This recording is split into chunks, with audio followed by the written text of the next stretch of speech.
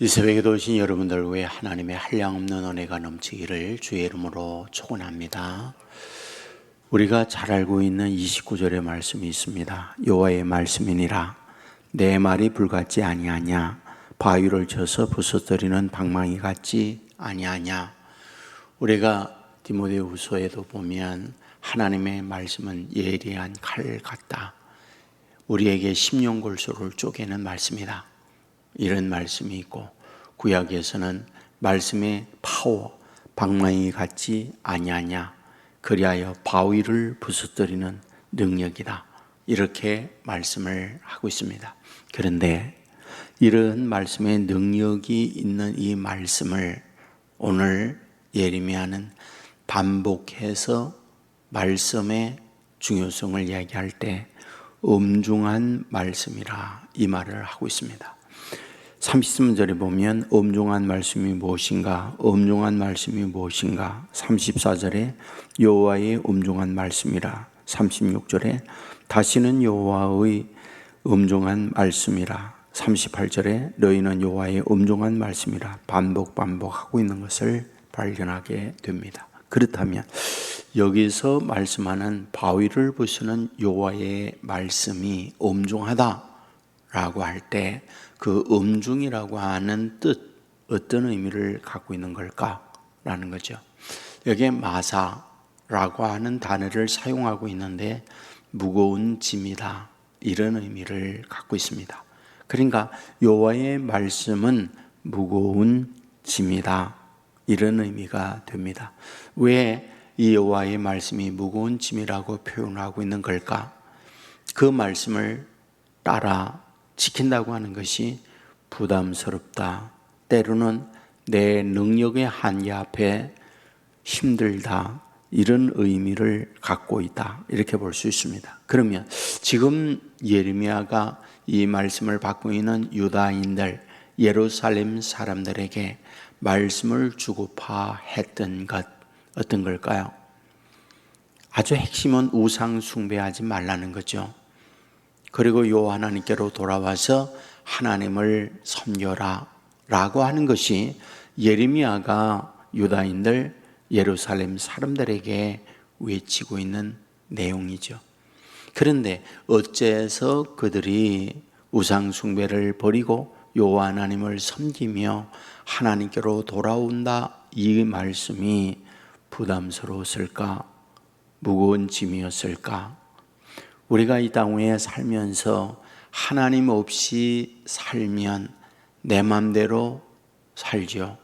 내 마음대로 산다는 말은 무엇일까요? 내 소견에 오른 대로, 내 인생의 쾌락이라든지 즐거움이라든지 탐욕이라든지 내가 내 이 세상에서 살아갈 때의 욕구 충족을 위해서 살아가는 이런 것들을 제공해 줄 수 있는데, 하나님의 말씀을 따라가다 보면 말씀이 저촉이 되거나 말씀이 때로는 나에게 부담이 돼서 여기에 갈등을 겪는 경우들이 많이 있잖아요. 우리가 성경에도 보면 한 부자 청년이 예수님께 와서 물었습니다. 선생님이 어떻게 해야 영생을 얻습니까? 그러자 예수님께서 계명을 지키면 되지. 그러면 어떤 계명인가요? 부모 공경하고 살인하지 말고 간음하지 말고 도둑질하지 말고 이웃의 것을 탐나지 말고, 이런 말씀을 해요. 그랬더니 부자 청년이 말하죠. 그거 다 지켰습니다. 그때 예수님께서 하신 말씀, 그래 내가 한 가지 부족한 것이 있다, 내 가진 것을 팔아 가난한 사람들에게 나누어 주라, 이 말씀을 했을 때 그는 부자인지라 마음에 부담을 안고 돌아갔다, 이렇게 기록하고 있는 것을 보죠. 그러니까 자기가 갖고 있는 자기의 기준점에 벗어난다든지 자기의 기준점에 넘어선다고 할 때 그것은 부담으로 다가왔던 거죠. 오늘 우리가 살아가는 삶의 현장에 똑같습니다. 하나님께서 우리에게 여러 가지 주시는 말씀, 기도합시다, 헌금합시다, 또 전도합시다, 다 오늘 동일하게 우리에게 주시는 말씀들인데 그 말씀을 따라간다고 하는 것은 여간 우리에게 버거울 수 없다 하나 있다, 이런 말이 되는 거죠. 힘들 수 있다. 내가 나의 시간이라든지 나의 물질이라든지 어떤 나의 마음의 자세, 이런 것들을 기울여야 하기 때문에 부담스럽다, 이런 말씀이 되는 거죠. 여러분, 바울 역시 똑같지 않나요? 여러분, 바울은 다메섹 도상에서 부활하신 주님을 만나게 됩니다. 그리고 복음을 위해서 헌신하는 사람들이요, 로마에 있는 교인들에게 편지를 보내면서 자기 내면에 있는 갈등, 고민에 대하여 솔직하게 표현하고 있는 것을 봅니다. 특별히 로마서 7장에 보면 나는 선을 행하고 싶고 바르게 살고 싶다. 그러나 마음은 원이로되 육신이 약하여 나는 도리어 악을 행하고 있고 선과 멀어진 삶을 살고 있다. 이 고백을 하고 있는 걸 보게 되잖아요. 뭘 뜻합니까? 자기의 갖고 있는 마음의 어떤 생각과 하나님께서 주시는 말씀의 갭, 이것 때문에 부담을 느끼는 힘든 이런 고백을 하고 있는 걸 보게 됩니다. 여러분, 예수님께서 공생의 시작을 하면서 갈릴리에 가서 제자들을 부르는 말씀이 나와요. 특별히 요한과 안드레 고기 잡고 있을 때 나를 따르라 그랬더니 그들이 그물을 버려두고 주님을 따랐다. 또 가다가 야고보, 요한을 만나서 따르라 그랬더니 하는 말, 부모 그리고 그물을 배에 버려두고 주님을 따랐다, 이렇게 말씀을 하고 있는 것을 봅니다. 그게 힘든 일이죠. 무슨 뜻일까요? 가족을 버렸다는 말이고 자기의 삶의 터전, 직업을 버렸다는 말이 되는 거잖아요. 여러분, 그와 같이 따르게 되어지면 돈이 생깁니까? 따르게 되어지면 어떤 인생의 성공을 통해서 사회적 지위, 권세를 얻게 됩니까? 그런 거 아무것도 없잖아요. 그런데 그런 것들을 버려두고 따르다, 무슨 의미를 갖고 있는 걸까요? 사실 따르게 되어질 때에 다른 어떤 것, 세상에 내가 먹고 사는 문제만 있는 게 아니구나, 그의 나라와 그 일을 따라갈 때에 그 외의 모든 걸 더하는 하나님의 축복이 여기에 주어지는구나, 이러한 어떤 가치적 문제에 대한 확신이 있을 때에 따를 수 있는 거잖아요. 다시 말합니다. 우리가 세상에 보이는 것을 따르는 것과 하나님의 말씀을 따르는 것에 보이는 것들, 돈이 생깁니다. 권세가 있습니다. 인생을 즐겁게 합니다. 삶을 평안하게 하고 남들에게 대우받게 하는 세상적 가치들이 있죠. 근데 말씀은 그것을 따라갈 때에 당장 돈이 생긴다든지 세상에 성공을 이루어낸다든지 그런 것들이 없잖아요.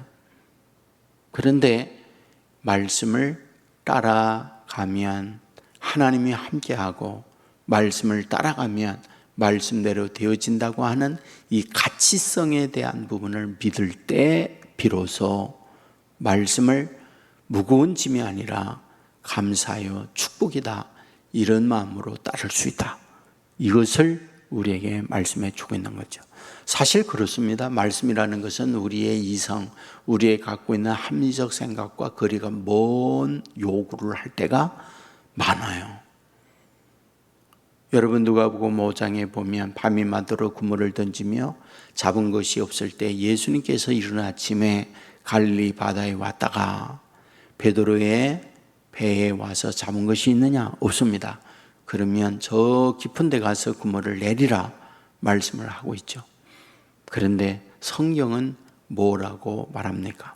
내가 밤이 맞도록 잡은 것이 없지만은 말씀에 의지하여 그물을 내리리다, 이렇게 말하잖아요. 무슨 뜻일까요? 여러분, 예수님은 목수예요. 예수님은 톱이나 또는 망치나 대패나 이것을 가지고 일하는 데에 전문가이지 고기를 잡는 데 어부로서의 전문가는 아닙니다. 전문가는 베드로입니다. 그는 거기에서 어린 시절부터 나서 부모의 고기잡이하는 것을 보았고 그는 몸에 완전히 최고의 전문가로서 완전히 최고의 고기 잡는 일꾼으로서 거기에서 자란 거죠. 그런데 예수님의 말씀은 자기가 전문가의 입장에서 맞지 않았죠. 그런데 말씀에 의지하여 그물을 내리리다. 말씀을 따르는 거죠. 그때에 만선을 했다는 것이 성경의 기록이잖아요. 그렇습니다. 오늘 저와 여러분에게 주어지는 하나님의 말씀은 때로 무거운 짐일 수 있습니다. 하지만 그 말씀을 아멘 하고 믿고 따라갈 수만 있다면 말씀대로 되어지는 축복 주어진다는 사실 믿으시기를 주의 이름으로 축원합니다. 오늘도 우리에게 말씀을 주세요. 말씀은 능력이에요.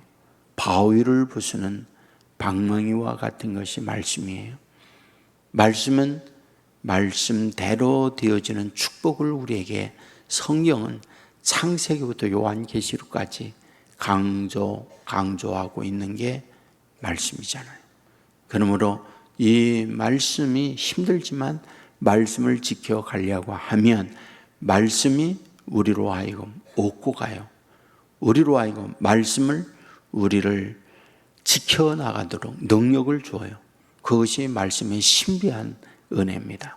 오늘 이 새벽에도 이러한 마음으로 하나님께 기도하고 말씀의 능력을 덧입는 저와 여러분 될 수 있기를 주의 이름으로 축원합니다. 기도하겠습니다. 은혜가 풍성한 하나님, 우리를 깨워주시니 감사합니다.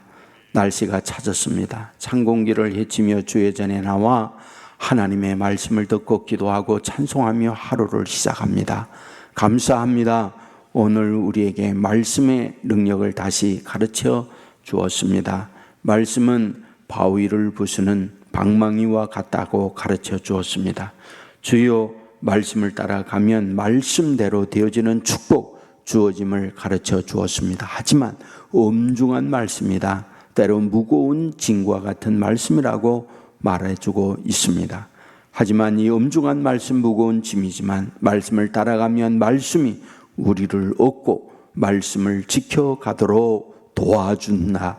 이것이 우리의 신비한 말씀의 능력인 줄 믿습니다. 주여, 이 새벽에도 아버지 앞에 기도하며 나아가는 주의 자녀들, 우리의 생각이 우리를 끌어감이 아니라 하나님의 말씀이 우리를 끌어가는 자녀들 되게 하여 주옵소서. 그리하여 말씀대로 되어지는 은혜를 덧입는 복된 자녀들 되게 하여 주옵소서. 오늘도 어디에 몰라든지 주님과 동행하기를 원합니다. 어떤 결정을 내려야 할 때 하나님 앞에 엎드리며 하나님의 인도받는 자녀들 되게 하여 주옵소서. 때로 문제 앞에 당황하고 있을 때 빛대신 주님이 찾아와 가르쳐 주시고 인도하여 주옵소서. 삶의 무거운 짐 때문에 넘어져 있을 때 오셔서 우리를 얻고 인생길을 가게 하여 주옵소서. 아버지 하나님이여, 우리 교회에 이제 10월 18, 16일 VIP 축제를 정하고 아버지 앞에 기도 중에 있습니다. 아버지 하나님이여, 많은 VIP들이 정하고 하나님 앞에 기도 중에 있사오니 이 VIP들이 축제로 돌아와 구원받는 역사 나타나게 하여 주옵소서.